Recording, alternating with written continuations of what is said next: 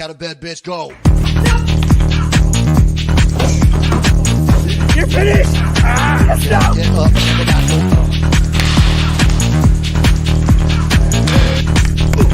Gotta wake up. Gotta wake up, bitch. Get up. Oh. Get up. Get up.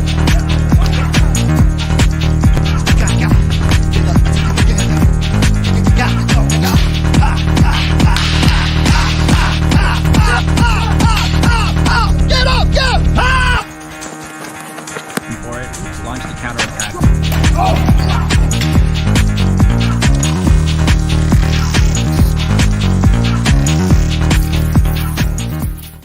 What's up, everybody? Welcome to the show. A show that is never scheduled or planned. Sometimes it is. Mostly it's not. How are you guys doing? Hope you guys are having a great afternoon. Today is Monday. Today's Monday? Today's already Monday. Monday, November 20th. In 4 days, I will be flying out to the Philippines for the Pikiti Tersha Tactical Association Asia Training Conference. Shout out to the people who I will be meeting there and training with and partying with and having a good time with.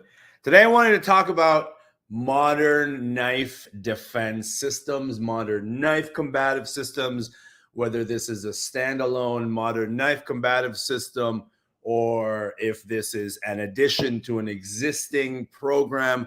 I wanted to talk about what really is a modern knife system. So I have a theory. I'm just going to say it straight away, okay? Well, maybe I won't. Maybe I won't. But I made a meme today. I was kind of inspired, and maybe I can share with you. Do I share a slide from my? I can't share a slide. Well, you know what? Maybe I'll just pull it up on my phone. I'll put it up on my phone for you guys. So here it is. Right there it is. Can you guys see that? I'm getting messages here. You guys see that? I'm getting messages here. Deja vu. You guys see that? All right.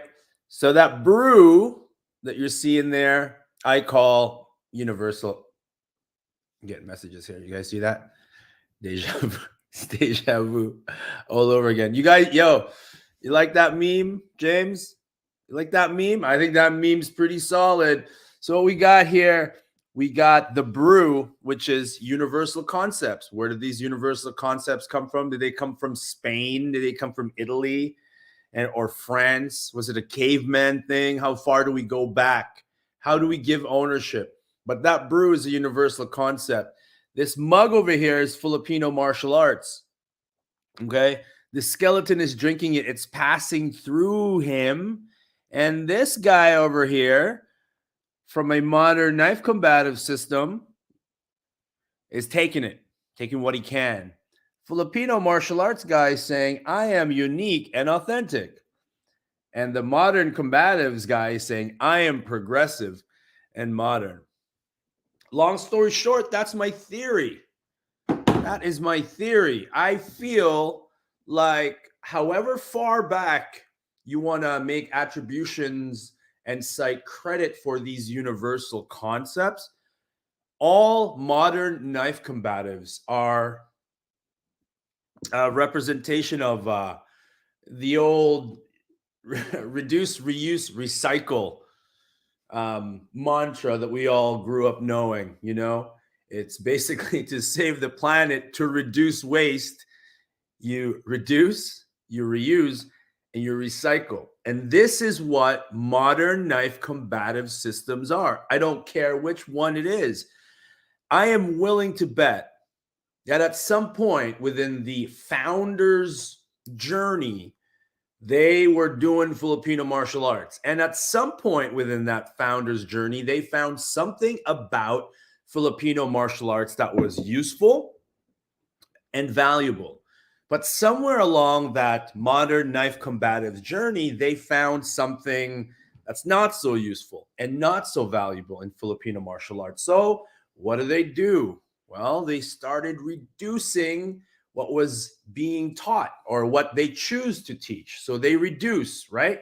Maybe they take away certain techniques and certain drills and certain methodologies from Filipino martial arts. They reduce that. They boil it down to what they feel is important. All right. What's the next thing they do? Well, they reuse. They reuse what they found from Filipino martial arts. And by the way, I'm only using Filipino martial arts as a placeholder, okay? Is it Spanish fencing? Is it saber, military, this? Whatever it is. I'm just using Filipino martial arts because I love Filipino martial arts. And I'm a Filipino and I'm a martial artist. Call me biased because I am. All right, so they reduce it, then they reuse what's useful, and then they recycle. Right, they repackage. I have not seen a unique modern knife combatives program out there. Now, we're going to talk a little later about why I may actually be wrong about that. Okay, we're going to talk about uniqueness. We're going to talk about intellectual property. Right, we're going to talk about proprietary methods. But for the most part, reduce, reuse, recycle, that's what modern knife combatives do to their base system, whether it's Filipino martial arts or whatever the case may be. Now, here's the question you need to be asking yourself, students of the blade, like myself. I always consider myself a student. How much do you trust the founder of this, quote, modern knife defense system to make decisions on your behalf about what is useful? How much do you trust them? Maybe your answer is, I trust so-and-so a lot because he has ABC experience, characteristics, traits, whatever the case may be. But you cannot forfeit the idea that when you take a modern knife combatives, knife defense system, you must, just by virtue of logic, submit to the fact that you are trusting one man's interpretation of something that is vast. You are trusting that man to create a system, and you are trusting that person to make the right decisions. Now, we all have to make that choice at one point.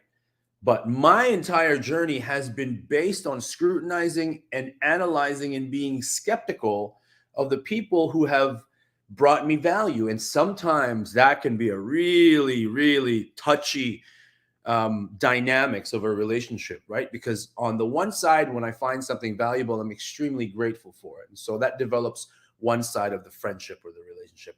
But then when I become skeptical about something that same person offers, it heightens the impact of skepticism to the point where sometimes they feel like I am, maybe being ungrateful or that I have changed and so on and so forth. And just as a future note to anyone who I may come across in the future, I'm going to love some of the things that you do. And I may even take some of that and incorporate it and do my own reduce, reuse, recycle of your material. Okay. But I'm not, our friendship ought not to be based on how much I want to suck your system off. I'm fucking terrible with words this morning. What is going on? But before I continue, let me hear your thoughts, because there's nothing wrong with repackaging something. And again, we're gonna go into that a little bit later, but thank you guys very much for joining me so far. I see some comments popping up here. Let me address them. What up, P? What up, Kalisa Americano? See? Nice meme, Kuya. Yeah, man. There are no modern techniques. There are only modern curriculums. Let's talk on this a little bit. I wanted to make another meme today, and it was the visual that I had were like two dudes in underwear, and one of the dudes has a really big bulge down there, and I was going to call it like curriculum envy. I'll be honest with you, man. Can I be honest with you guys? I have I have experiences where I look at some people's material and they're teaching freaking this with that and the empty hands and the ground and all this stuff. And I'm like, that is a thick with a double C, THICC. That is a thick curriculum, brother. And I get jealous of guys with thick, girthy curriculums because my curriculum is just a handful, it's just a handful of things. And I've come across a lot of girthy curriculums out there. But I find that, again, it depends. It depends on the intentions of the instructor. Y'all know, most of you guys know, if you guys have been following my journey, I was really hesitant to be an instructor. And some days I freaking hate being an instructor. I'm like, oh, I gotta go to class and I gotta teach these little fuckers. And oh my God, it's freaking Saturday. I got a Saturday class. I don't want to get up. Some days I really hate teaching. But you know when I never hate teaching? I never hate teaching when I'm actually in the process of teaching. I always love it. That's the thing. I suppose it's like going to the gym, right? Like, oh, I got to get up and do this. But when you're there, you actually enjoy it. So there are days when I hate the idea of teaching, but whenever I'm teaching, I always love it. I always love it. I don't know. Oh, yeah, curriculums, modern curriculums. Yeah, some dudes have really thick curriculums. And honestly, some of you fuckers are really impressed by that as well. Like, we're looking at this dude's curriculum, and we're like, wow, I want a piece of that curriculum. Right? It's impressive when people have big curriculums and every time they show something on it just seems to be something different. There's people with freaking camps that are like 100 hours long, and I'm like, what are you teaching? Like, what are you teaching? You have 100-hour seminar? Like, is there basket weaving and like orienteer? Like, what are you teaching? Is there a culinary portion? Like, what are you teaching? But it's quite impressive because when you look at it, it's like, oh my God, that person is skilled. That person is skilled to remember all of those things and to demo all of those things. Wow. Freaking impressive. All right, we're going to get back to the point. We're talking about modern knife defense systems. No, I'm still gonna go through the comments. Thank you guys. Leave a comment below. Oh, that whole buymeacoffee.com thing. Oh, what? Didn't see you come in. Forgot to mention this thing. I will talk about that as well. buymeacoffee.com/Paulo Rubio. Talk about why I love it. I want to talk about why I think you should also do this. So I'm not just putting this out here because, I want you to buy me a cup of coffee. But if you're a Filipino martial artist, I think this is a really, really great way. But let's continue on with the comments first, okay? And thank you guys for joining. I appreciate you. Wherever you may be joining from. Oh, there's some messages coming in from Facebook that is not populating on this stream. That's okay. Kurt, I should message you to add to the redundant deja vu. Great meme, homie. Thank you guys. Appreciate it. Thanks, Kurt. By the way, Kurt is working on trying to get me down to Alaska. I didn't know. I'm always fiddling with my beard and my mustache. I didn't know. Like somebody pointed out before. Like that's a habit. That's like a tick. I'm like, fuck, it is. So whenever you see me do this or fiddle with it, call me out in the comments. I need to know because sometimes I don't. I just do it. Anyway, all right. Reduce, reuse, recycle. Yeah, that's what they do. That's what the modern knife combatives guys do. And you know what? I don't want to continue on this tangent without addressing myself. That's what I do too. I think it's important to reduce Filipino martial arts depending upon who you're presenting it to and what the needs of the clients are. I think it's important to reuse elements of Filipino martial arts dependent upon who your clients are and what their intentions are. And of course, you want to recycle it. But when you recycle it, it isn't, when you recycle something, it is no longer what it used to be, right? But at the core of it, it is. So when I say recycle, what I mean is you have to interpret some of the things that Filipino martial arts has to teach to fit the intentions and the goals of your students. Like I teach hubad, like my almost the entirety of my knife course. If you wanted to view it from a specific lens, we're really stretching it out here. But if you really were intuitive and educated, and if you choose to see it like this, my entire modern knife defense ish program is basically hubad lubad. It's basically that. Doesn't look like it, doesn't feel like it, doesn't sound like it. But if you wanted to, it is recycled hubad lubad. Just being truthful. And I think most modern knife combative systems is also that. It's some version of hubad lubad. All right. Kalisa Americano. Zero, I trust not of it. Zero, I trust not of it. Okay. You'd think somebody named Kalisa Americano would have command of the English language a little bit better. I try it and see if I can make it work. Yeah. But see, when you try it and you see if you can make it work, what you can make work is likely what you're going to present to your students. Therefore, they got to really trust you, man. They got to really trust you, which is cool. Ryan Baxter, smart to question everything, then eclectically adding information to your own toolbook. Toolbook, that's a new one. What the hell is a toolbook? So to speak. No sucking off, though. Depends. Maybe I want to suck off. What's up, Sifu Nick? Let's get me out there to Chicago. I have some stuff to tits. Much love, Ryan. Tony Taklai, thanks for coming to New York on the 11th.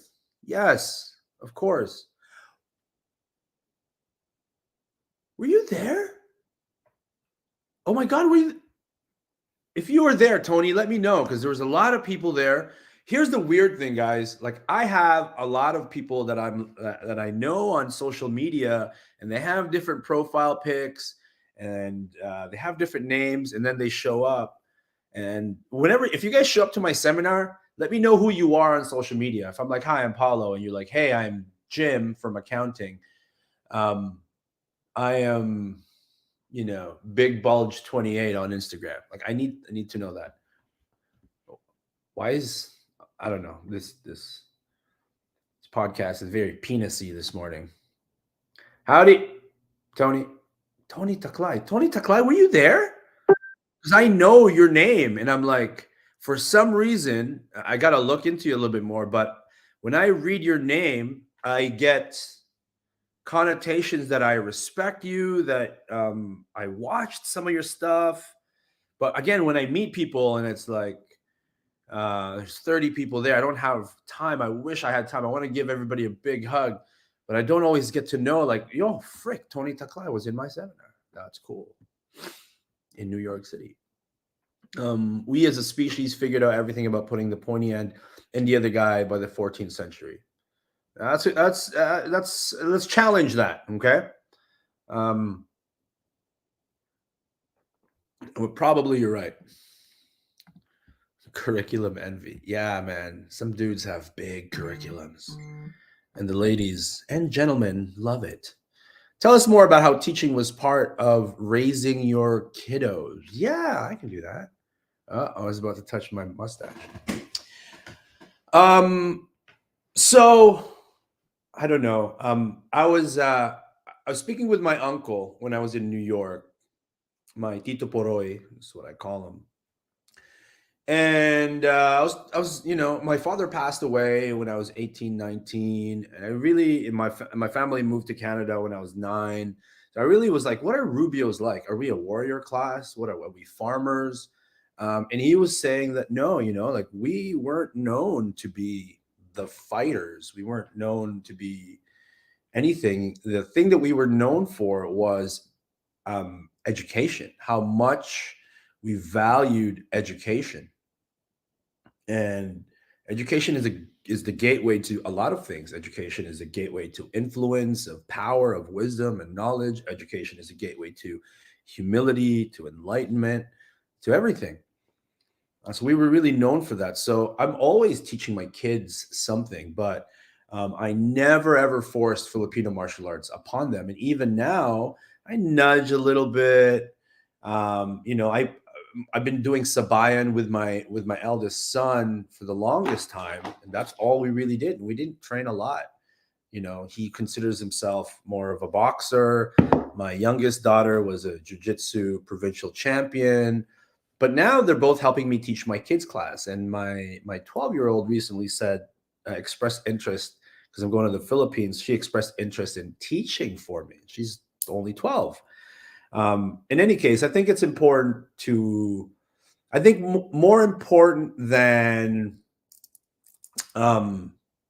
forcing the martial arts and training onto your children, more important than sharing it with them, I think it's important that you just show them that they are witness to how much you love the martial arts. They're witness to how passionate you are about it, and that they are witness to the positive things that it brings your life. And eventually they're going to come around and they're going to be curious and they're going to want to to participate in it, right? Check out this cool gun, by the way.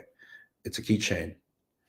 And then, you know what I'm doing with my son? We're starting a little business where I think we're calling it Recon Armory Toy Chest or something, but it's just like cool stuff that I like to play with. So check it out. And that's a Beretta. You slide that back, which sets the hammer, and then you can pull the trigger. It's a fiddle toy. I'll let you know when that's available. But yeah, that's what it is. How's it going, Sonny? Sonny Pozikas, I love your ministry. Can I call it your ministry? I love your ministry, brother.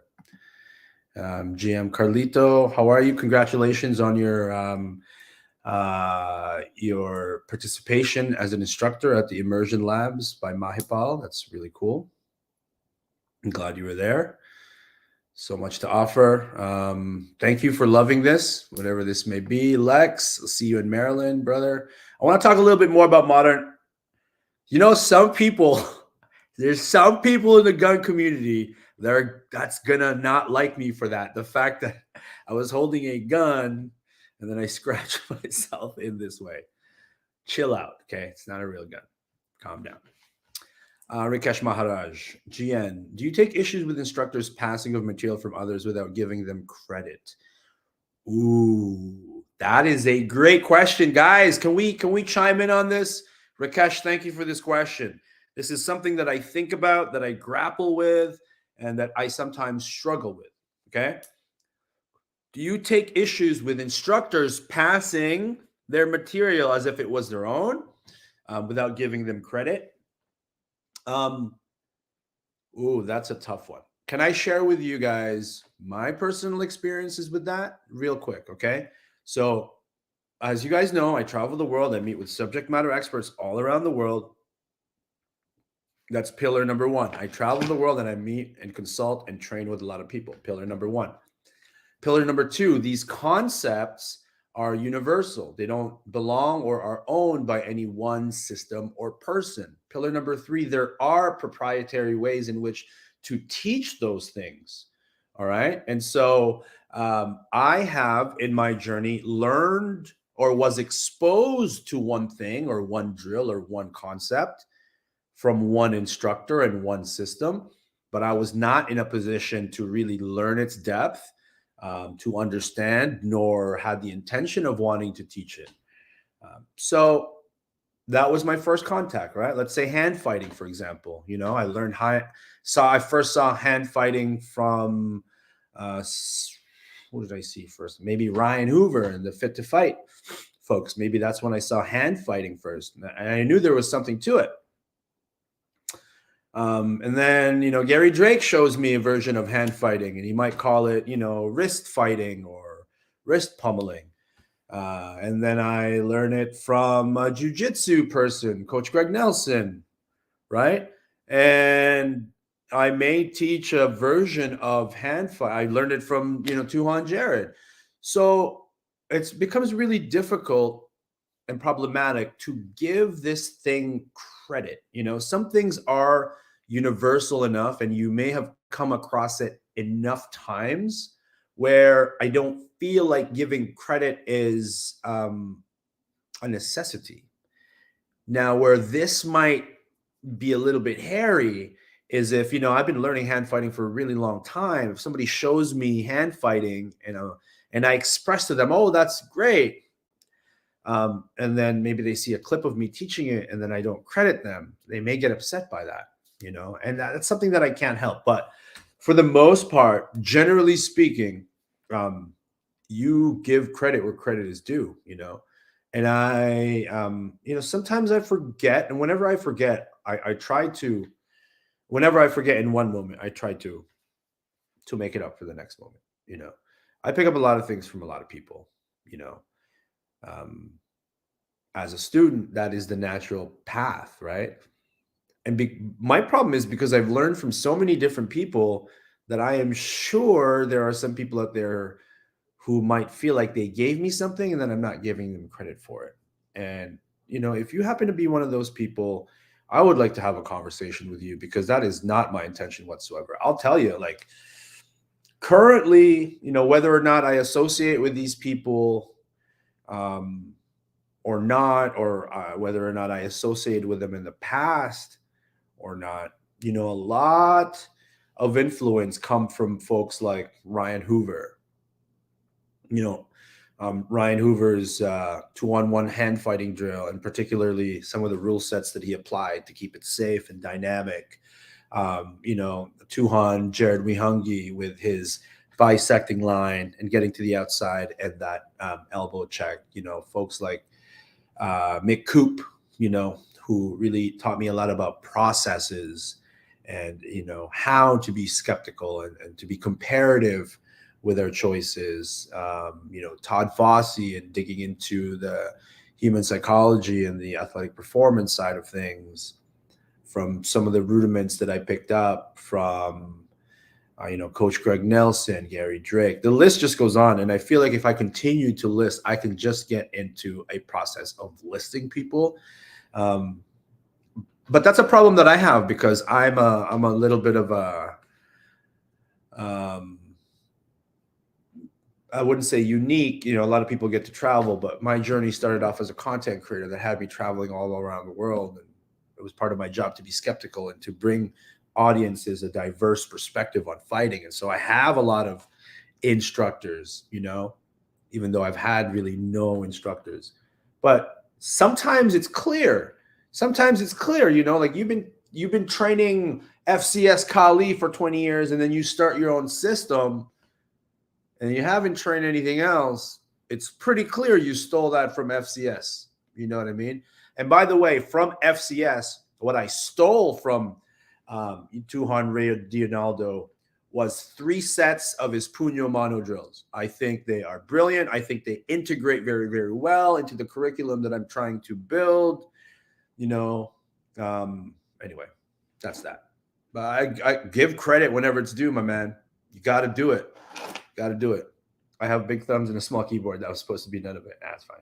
No, I wasn't. But Eugene, and I'm injured right now, or I would have come. Okay, cool. The tension of you almost taking a sip of that mug is unbearable. Oh, that was from earlier. Hello from Dominican Republic. Oh, you're from Dominican Republic? I might go there. I got a friend there who used to live in Argentina, and he wants me to come down to Dominican Republic. Hello from Minnesota, South Canada. What's up, South Canada? I believe Minneapolis is actually, if you look on the map, it's north of Toronto. Isn't that crazy? Good day. Do you have any online Zoom seminars? No, I do not. Maybe I should. You know what I want to offer as a Zoom course is the classroom portion of my knife defense short program. It's really good, I think. Eugene, guide them to the answer, but don't give it to them. Yes. So, Robert Small, guide them to the answer, but don't give it to them. I watched something like 8 hours of lectures and podcasts among professors about something called the ecological dynamic theory. Very, very fascinating. It goes along the same line. And you know what was funny? The more I dig deep into the ecological dynamic theory, is there are some connections between this quote emerging process of skill acquisition and the old way that grandmasters used to teach. It's, in fact, it's almost identical. You know what I mean? It's this whole idea of learning and applying simultaneously. And then the instructor's job is to provide constraints to that practice and guidelines. So, for example, if I'm teaching somebody, if I want to teach somebody something and I feel like the correct answer is X, instead of showing this is how you do X, let's refine X technique. And then once you've mastered the X technique, then we will apply X in sparring. Instead of doing that, I may provide constraints. So I may say, okay, you cannot move backwards. You may only move laterally. You cannot use this strike and this strike, but you can use that strike and you can use this defense. And so when they are engaged in an exercise where things are constraints and their options are limited, we're kind of funneling them into meeting an objective or an outcome. And if they meet that objective or outcome, hopefully using the technique or the principle that I thought they were going to, but even if they didn't, that process, as long as they receive, they meet repeatably with some durability that outcome, then that's good. That's the ecological dynamic theory in short, but that's also the way the old masters taught, wasn't it? Right? The only problem is that the old masters never found a way to scale the ecological dynamic theory into modern day learning. They never really found a way to do that. And so what they instead did was they completely reformulated their teaching methodology to fit the platform, this mass group learning environment. And most times that did not work out very well, right? It did not work out very well, or it worked out for a limited period of time. But I think it's worth re-exploring. It's worth re-exploring the old way of teaching under the new lens of, information and tools that we have. Right? Come on. Okay, you're joking, because I freaking hate that comment. Never bring a gun to a knife. Oh, no, never mind. I kind of, okay. Dr. Kahneman, who wrote Thinking Fast and Slow, Nobel laureate psychology. He talks about system 1 and system 2 of thinking, and I won't go into it because this is a lot of what my classroom program is about. But I read that as never bring a knife to a gun fight, and that was my system 1, right? My super efficient, thinking side, the stimulus response side. I read that without actually reading it. Anyway, you guys need to take my course, man, because I think it's really important. The classroom portion, I think, is more important. Anyway, that's good. By the way, Thinking Fast and Slow, Dr. Kahneman. Read the book, get the audio book, watch his lectures. It's becoming the core foundation of my knife program. I don't even know what to call it, but it's that. Okay. Always give credit where credit is due. That being said, once you have learned something, it is your own. So do it with you as you ethically see fit. Giving credit is passing that knowledge on to another who is trying to better themselves with the help of others. Scott K, good afternoon, sir. Good afternoon. Still hoping to meet and train with you here in the GTA. Where you've been, bro? I just had a seminar in Markham 2 days ago. Why weren't you there? Did you not see it? It was a great course. There were 31 people there. For me, it was quite amazing. I train at Soul Martial Arts Mondays and Saturdays. There's a class today We start at 8 p.m. Seoul Martial Arts. Come see us. Juan Carlos Frias de Villa. Never trained anything about knives, but want to get into any recommendations to start with? Greetings from Guanajuato, Mexico. What do you? Looks like you train jujitsu. Why don't you just throw a knife in there? How about you just start with what you know and explore and get creative, and that's it. If you know any boxers that you're close with, consult with them. Be like, here's a knife. How would you box? And then kind of analyze. Okay, well, it doesn't make sense to punch that way. We should do this. That's where I first would like you to begin is self exploration. Explore yourself, man. Explore how what you know can be applied to the things you want to learn about, and then go get some training. I think that's really important. Some people will disagree with me. Some people will say, start backwards, start from the beginning, learn as if it's a brand new art. That has merit and value as well. But I feel like if you're the kind of guy who has what appears to be like a jujitsu logo, those experiences matter, man. I steal a lot from the processes of jujitsu into knife work. Primarily the idea that we can have a technique, but there are a million ways to get there, a million ways it can fail, and a million ways to back it up. And you only get that through rolling and sparring and honest experimentation. So huge part. All right.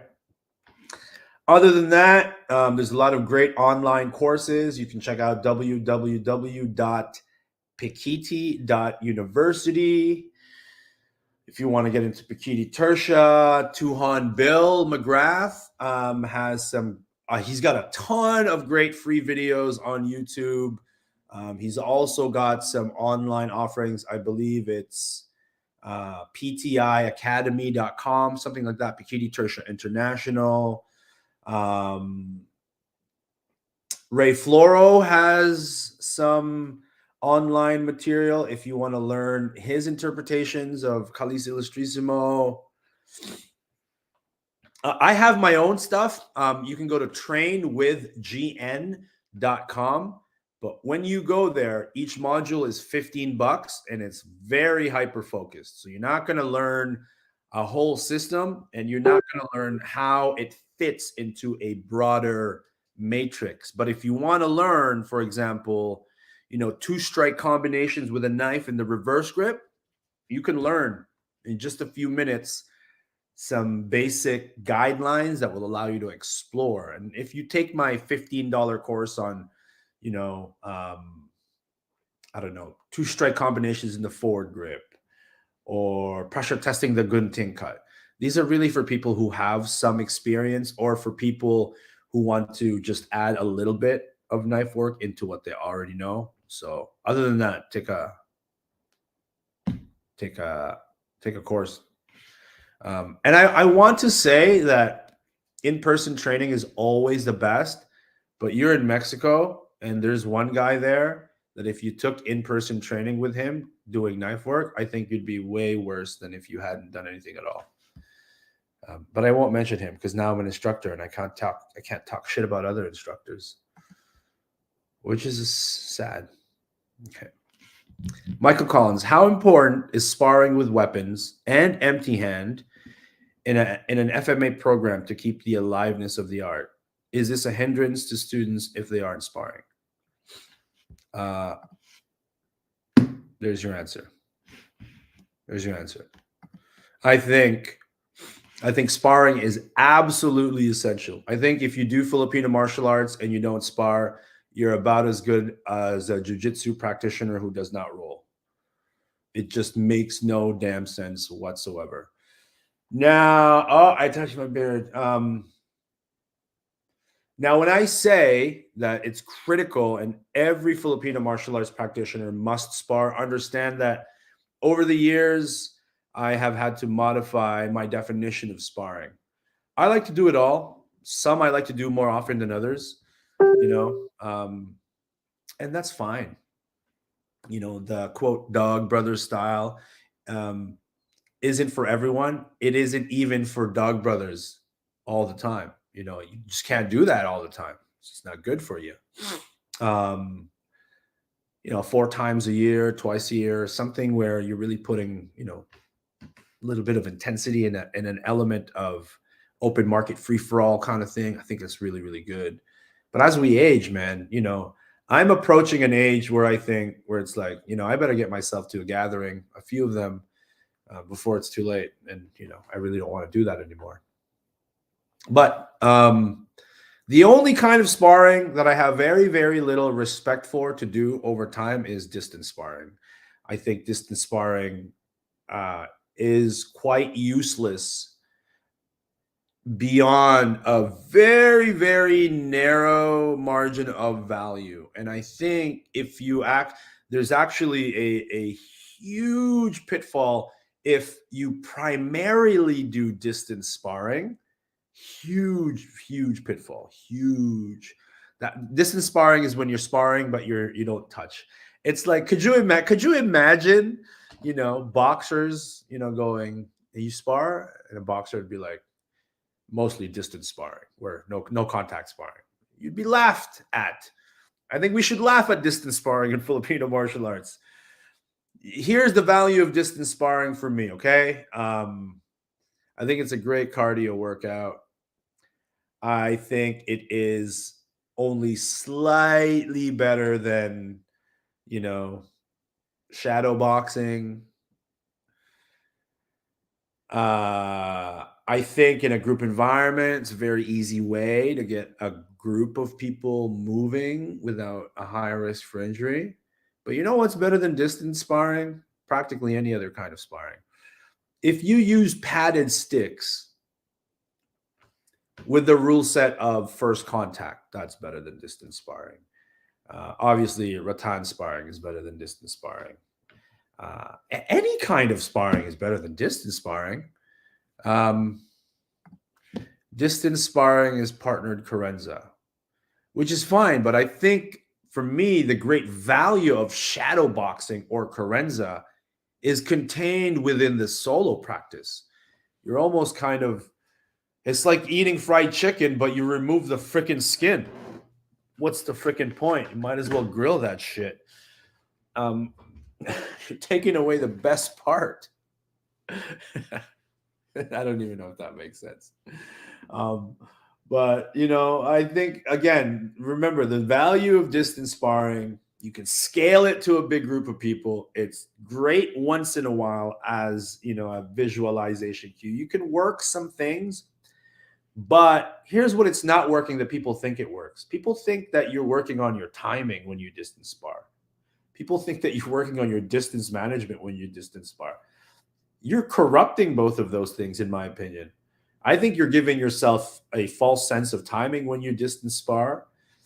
Certainly, when it comes to distance management, that's all you do. What a beautiful way to corrupt your perception of distance management. Um, so yeah, go get some padded sticks, man, and create a rule set that doesn't. And here's what people are going to say. Here's what people are going to say about distance sparring, okay? Or about full contact sparring. They're going to say, that's not realistic. He's shooting for a takedown, but he's taking a headshot. If that was a blade, he's developing training scars, blah, blah, blah. All of these things have solutions to them, and all of these excuses are shallow excuses because you're too damn scared or you're too damn egotistical to friggin' pick up a pair of fucking padded sticks. Pick up a pair of padded sticks and tell your student this. Look him in the eye and test it and be skeptical about your student and go, I really want you to hit me. I really want you to try my best. Because inevitably, you know what I see? And I see it in my students too. And this is when I tell them, no, yo, don't fuck around. We're sparring. I want you to try to hit me. What they do is they apply this kind of unspoken respect to their master, their guru, their teacher, where they kind of don't want to embarrass them. And if you have an instructor who is so averse to, quote, embarrassment by getting hit, get out of there. Everybody gets hit, man. Everybody gets hit. And if you have an instructor that cannot bear the idea of a student, by golly, hitting them, and I don't know, man. I don't know what to tell you. My students hit me all the time. My students hit me all the time. My son boxes, and this dude is a scary dude too to fight with. Yeah, what's up, Belton? Laugh out loud. You're reaching now, Paulo, trying to give value to distance sparring. It's like saying you're not that ugly. You have a nice voice, though. Well, come on, man. It's like dry humping. Yes, distance sparring is like dry humping. So it's got some value, but you can't be dry humping too long, right? It should be the precursor to actual humping. Oh my God, what is this freaking podcast all about? We're going to talk about this buymeacoffee.com, by the way. And listen, if you're going to copy me and you're going to start your own buymeacoffee.com page, at least buy me a coffee. Let's go talk about it in a second. Do distance weak half.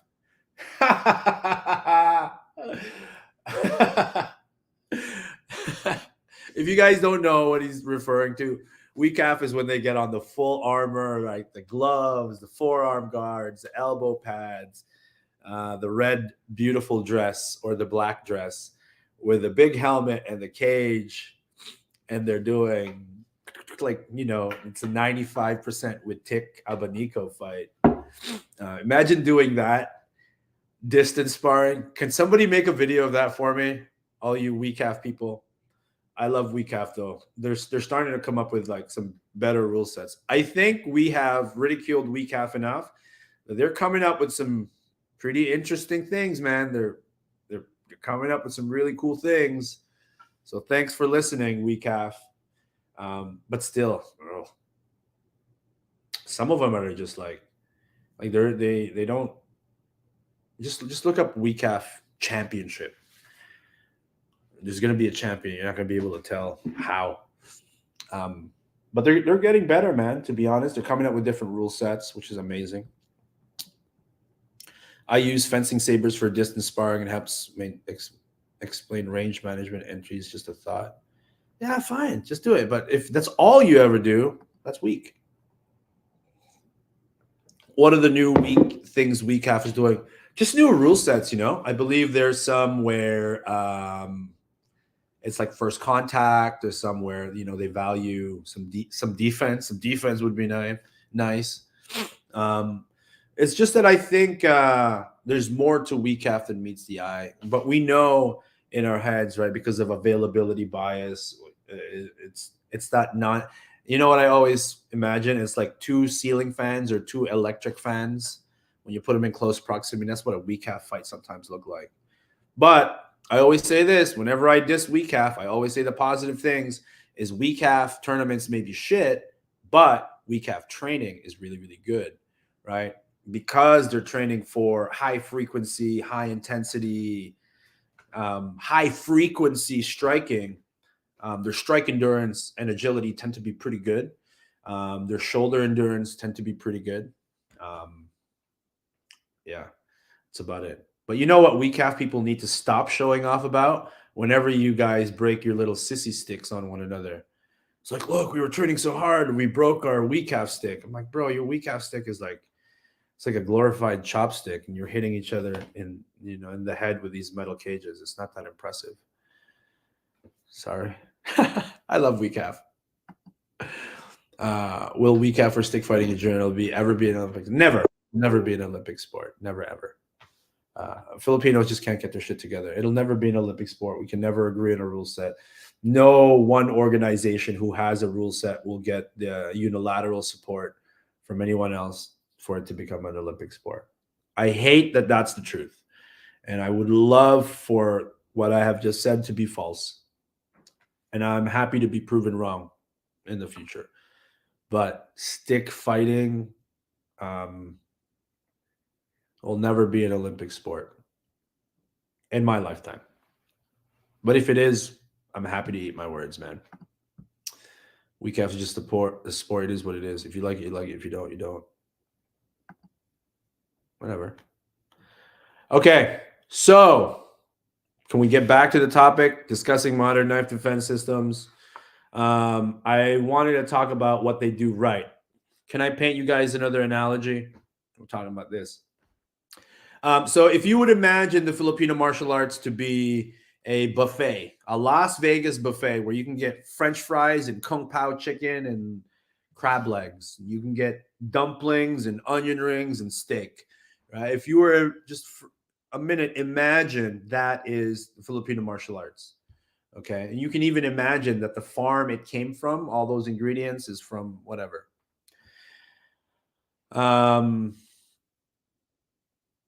Modern knife combatives would be like a guy who goes to buffets, grabs a plate, and goes, I'm not going to put French fries on my plate. I'm going to garnish it with a little bit of cilantro from the Mexican taco bar, and I'm going to take a little bit of Peking duck. And he's going to take elements from that buffet, and he's going to go to you, the hungry person, right? No need to go to that buffet. I've created a plate that comprises of all you need.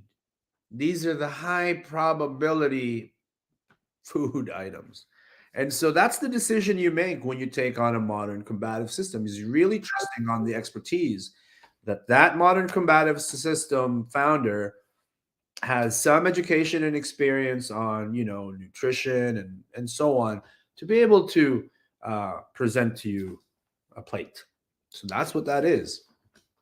Now, that modern combatives knife instructor may have gone to a buffet and initially liked some of the things that he was eating there. And then he tries the oysters and gets sick from them, terribly sick, and decides to go, this buffet ain't worth it. There's too much crap here that can make me sick or slow down my progress. So instead, I'm going to open my own restaurant based on the adobo that I saw, the lechon that I saw, and I'm going to garnish it instead of with lechon sauce and garlic. I'm going to put whatever, Cajun dry rub. That's what it is, man. All right. But when you look at things from a principle-based approach, you can say it's all the same. But here's the caveat. Some of these modern knife combatives instructors are really phenomenal speakers. They're phenomenal educators. They have some knowledge about how humans learn and some ideas about how you can better train concepts. And so, in this regard, I respect their intellectual property as far as the processes, methodologies, qualifications, and requalifications, and standards, and ranking, and testing protocols. I respect that those things can be new and innovative. But if you are kind of like me, a bit of an explorer, you have access to good training partners, you have access to mentors who you can have honest, closed circle discussions with about concepts. You should be able to figure it out. Anybody who goes to my seminar, they can feel like I never need to take this seminar again, because Paulo told me that if I take these concepts and principles, and that if I continue to explore them with good training partners, that I will likely come to the same conclusions. And that is true. If you come to my seminars again, it's for a reason. It's because you understand that, you can't get good at doing one thing one time, maybe you want to keep a pulse on my continuing research. Maybe you want to understand why I've modified certain processes after I've done XYZ. Or maybe you just like me and I like you and we're friends. Guru Ace, that is Junior Olympic. So there's Junior Olympics for stick fighting? That's cool. Let's see. Please know we have this padded sticks as AAU approved via Tuhan Apollo. Yeah, that's cool, man. You know, all the best. AAU is like that. I think it's like the governing body for like junior athletics in the United States or something like that. If I'm not mistaken, that's what AAU is. So you have padded sticks as approved via Tuhan Apollo. That's cool. What's the end game? What's the end game? Stick fighting as an Olympic sport? Hey, if anyone's gonna prove me wrong, man, I hope it's you guys. Very well organized and forward-looking organization in iCali. If anyone can do it, you guys can do it. Prove me wrong. I hope so. MMA argument, cool. All right, let's talk about buymeacoffee.com. This is for all of you martial arts instructors looking for it's not going to break the bank, right? It's not going to break the bank. But it's a revenue stream, you know. Let me just go ahead and change this. Buy me a coffee.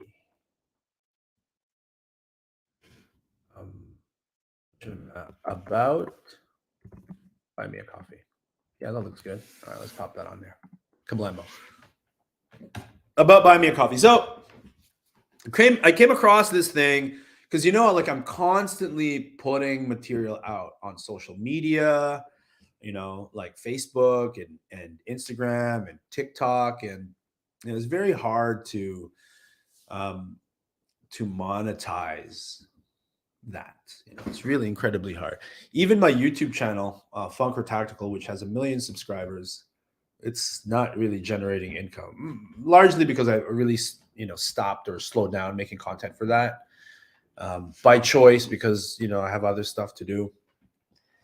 I want to pick that up. But anyway, this whole buy me a coffee thing, I love the idea, because I think that for the most part, if you're out there day in and day out and you're providing value to people and you're getting them to think and you're getting them to reevaluate what they previously believed to be true. In other words, if you're just providing value, even though it's social media and it's content creation and influencer this and blah, blah, blah, blah, blah, you're providing value to some people, right? And there's a lot of people out there that want to reciprocate, who want to just show a token of their appreciation. Maybe they don't want to attend and pay $100 or $200 for a seminar. Maybe they don't want to use your promo code or buy your t-shirt, but maybe they got $5 and maybe they're like, yo, I need a way to like support this content creator just to say thank you, but I got $5 and I don't want to be insulting or whatever. So this is a really cool way to do it. It's like I buy anybody a coffee, like if I'm having a conversation with somebody, right? If I meet a complete stranger at an airport and we're having a conversation and I'm like, wow, I really appreciate your insight. Can we continue that conversation? Let me go buy you a coffee. So it's kind of like that. So it's like a digital show of appreciation that I think it's really cool, And there's elements of buymeacoffee.com where like you can create subscriptions and offer exclusive perks. It's kind of like an OnlyFans without nipples and penises and vaginas. It's kind of like an OnlyFans, really. Except the way I've chosen to do it really is I'm not offering anything. I'm not saying, if you buy me a coffee, I'm going to do this. Or if you buy me 2 coffees, I promise to do that. I just want to kind of, for the most part, just keep it pure. It's not like when I buy somebody a coffee, I'd be like, okay, now you owe me some gum, or now teach me another thing. No. So if you're an instructor and you've got a social media account, try it.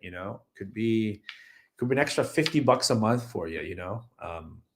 10 people buy you a coffee, you get $50, and that allows you to buy your next set of sticks. I just think it's really cool. Yeah. What is this? Yes, some platforms is weightlifting track. We need everyone to help, not just one group. Coffee, yes. An OnlyFans without nipples. I said that, but it's funny when I read it. I also reciprocate Hawaii swag. Yes, yeah. Thank you for that. I still got to post about that. I will post about that. All the cool things that I got from Wing Chun Brotherhood, and yeah.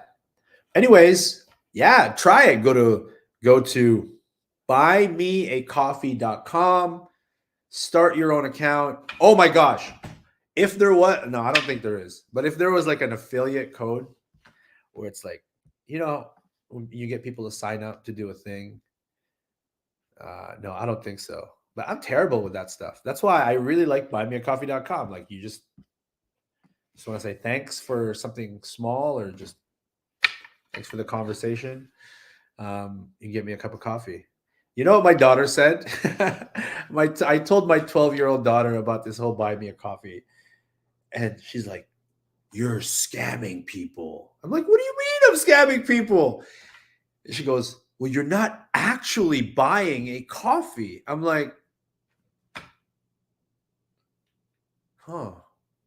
And then I go, "No, no, baby, listen, listen, listen. When I buy my coffee," and I had to explain to her, like, um if I have $5 in my pocket and I'm about to buy a coffee, and then somebody buys me a coffee online, if I use my $5, it's like using their $5. So I had to explain to her why I wasn't scamming people. But she's like, "You're not gonna give them anything in return? They don't get anything?" I'm like, "No, they just buy me a coffee." Anyway. Uh is it one-time buy or recurring? It's a one-time buy, but it's also a recurring thing. Like you can sign up and you can buy somebody a coffee once a month or like once a week. So there's that. And I did create that yesterday, but no one's really about it because I mean, it's cool. It's a nice gesture, and I want to put it up there just in case there's some rich guy in like the Bahamas who's like, "I really like this guy. I want to buy him a coffee a week, but I want to not have to do it every week." So yeah, there is a subscription, um, but for the most part, it's just buy a single coffee, buy one coffee. Kind of cool if people keep buying coffee like OnlyFans, like you said. Yeah, they do that.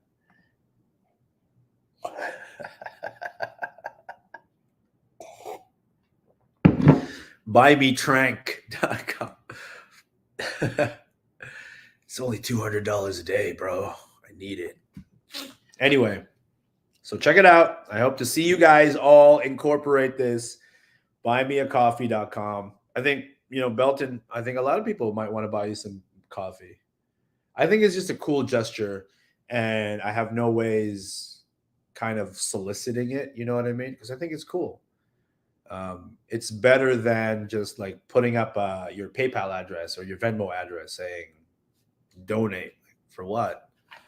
Like, come on, homie, buy me a coffee, bro. So check it out, buymeacoffee.com. Sign up for it. Takes 2 seconds. Takes 24 hours for your banking information to be linked and all that stuff. And I think it's really cool. So this coffee's almost done. Hint, hint. If you guys incorporate this, I don't want to obligate you to buy me a coffee, but you kind of owe me a coffee now. That's it. All right. Buymeacoffee.com. Now, thank you guys very much. That's an hour. That's good. I should get back to work. I'll be going to the Philippines for the PTTA Asia conference. Looking forward to meeting some of you guys there. Oh, you know what I need to do? I need to put my seminars on my website. I have seminars in the Los Angeles area, May 12th. The weekend of May 12th. I'm trying to hold two more, but definitely one on a Saturday. If Saturday is May 12th, that's the one in Los Angeles. That should be pretty big. Sorry, that is May 11th. May 11th in Los Angeles. I'm going to be having a seminar there. I also hope to have a seminar in the LA area on May 10th and the 12th, but definitely the 11th. That's all taken care of with Gate City Krav Maga. And April 27th, I will be in Germany, in Essen, Germany. I think Essen is a state. I'll be in Germany with another Krav Maga guy, Michael Ruppel. Yeah. So even in my last seminar in Toronto, there were a bunch of Krav Maga guys. I like that about Krav Maga. I the moment I found out these guys were in my seminar, they're from a Krav Maga. I started making fun of groin kicks right away, and they were cracking up with me. There we go. I'll be in Thailand. Have you seen? That's cool. Oh, nice. That's awesome, bro. Did you see that meme where it's like one day in Thailand or one day living in Thailand? And it's like 1 week living in Thailand, and then 3 months living in Thailand. Sawadee. And then it's like 1 year in Thailand. They're cross dressing. They dress like a lady boy. That's an awesome one. Good for you, brother. Love how you're growing and spreading the art. I'm spreading the art. Yes. I want to spread that art all over their faces. Alaska, May 25th. There you go. I have one being planned for Rhode Island, and Chicago, and North Carolina, San Diego, and Dallas. So those are the ones where those are the places that make sense for me to go based on the people that will be hosting me there. Really good people. I am going to pick up those conversations in the new year. I kind of just want to block everything out and just enjoy my time in the Philippines with my son, eating food, traveling, stick fighting. And then after that, it's the holidays. And then after that, it's freaking SHOT Show in Las Vegas. And then we'll get to it. We're going to make 2024 really something special. I appreciate the people who go to my seminar because I make it abundantly clear at the beginning that this is a program that is in a constant state of evolution, that this is in development. So I appreciate that. It allows me to craft my material, right? And to continue my exploration into the art of teaching. So I super appreciate it. I'll be back as a lady boy and we're going to stick fight. Oh, ready for you, crew, yay. Sexy. Yeah, that was racist of me. Damn. Lucky I got the brown passport. I can be racist against everybody. I got that magical skin tone that kind of makes it okay. Or not. I ain't ever getting canceled. You guys hear me? Never getting canceled because I've been this way. I was born this way. You cannot deny me who I am. I identify as non-racist, so that's how I can tell racist jokes. Is that how it works? Something like that.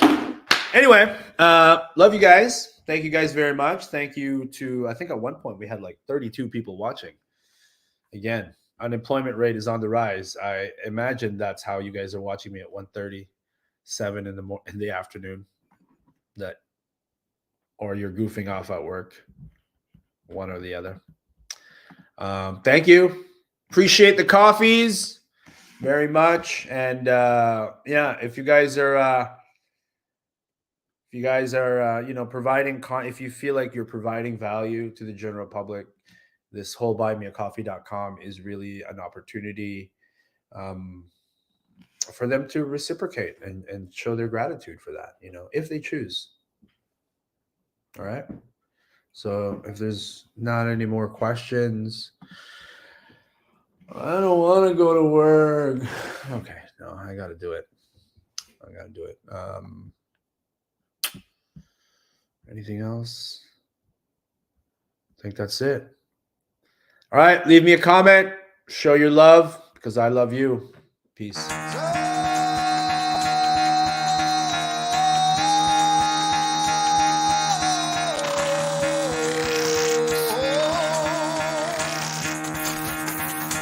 Get the fuck out of bed, bitch. Go. You're finished! Get up. Get up. Get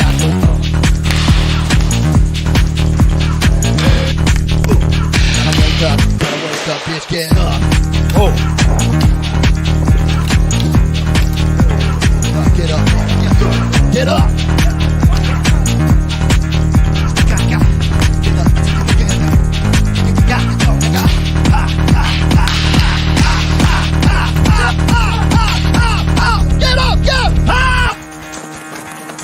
For it, launch the counterattack.